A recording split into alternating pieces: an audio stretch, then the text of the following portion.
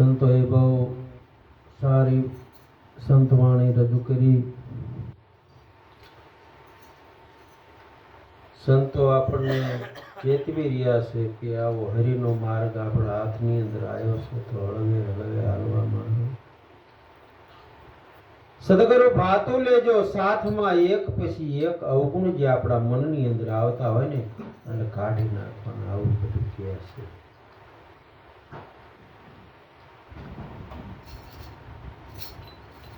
બધા સંતો આ જીવાત્માને કેવી રીતે પરમ પદને પામે, ભગવાનને પામી જાય, 84 ની અંદર ન જવું પડે એ હાટું થઈને પોતાના અનુભવ રૂપી વાણી આપણે સંતોની ગયરીએ છીએ. એ જો જરીક વિચાર આપણે કરવી તો આ જીવાત્માને અધોગતિ ન જવું પડે. એટલે સંતો કેની જરીક હૃદયની અંદર આપણે ભણવાનું છે. સાચી વસ્તુ રહી એને લેવાની છે.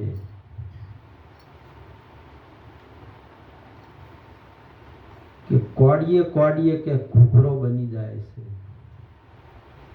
કોડી જડે ને એટલે લઈ લે, એમ થાય કે એક કોડીમાં શું લેવું હતું, પણ જેમ જેમ જડતી જાય કોડિયું ભેગી થાય ને પછી આપણે ઓલે ઘોડિયામાં જેમ છોકરાને ઘૂઘરો રમવા બનાવતા પહેલા એવું કોડીએ ઘૂઘરો બની જાય છે. એમ એક પછી એક સંતોના સારા શબ્દો લ્યો અને એવી રીતે આપણું જીવન જો જીવતા શીખી જાવ તો આપણું જીવન ધન્ય બની જાય છે.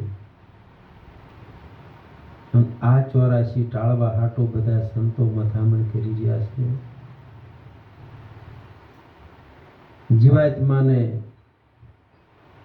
કેટલા જન્મથી ભટકતો આવ્યો છે અને ભટકણ બધું મટાડવા માટે સંતોની બધી આવી રજૂઆત વાણી દ્વારા આપણને કહી રહ્યા છે.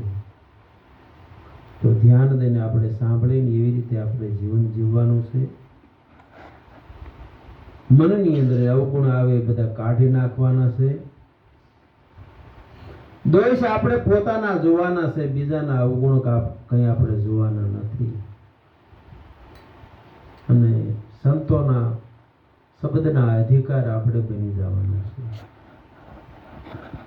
આ સદગુરુએ અધિકાર આપ્યો એ જ અધિકારી છે એવું નથી. આપણે બધા શબ્દના અધિકારી બધા આપણે છીએ.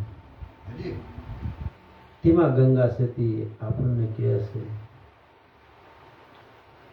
સતગુરુ સબદુના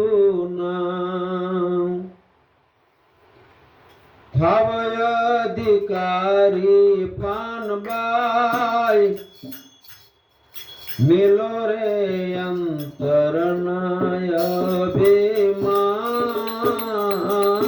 રે.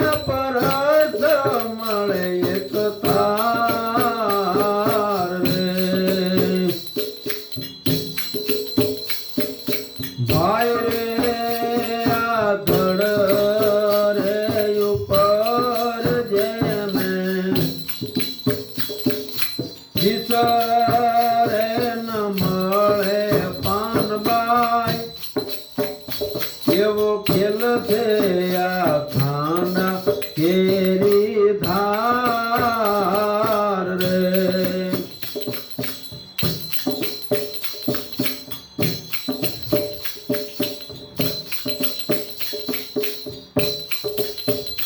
કિંમત તમે રે તમારું જ્યારે ઈશ્વરે ઉતારો પાનબાઈ પછી રમાડું બાવન અગચર બાર રે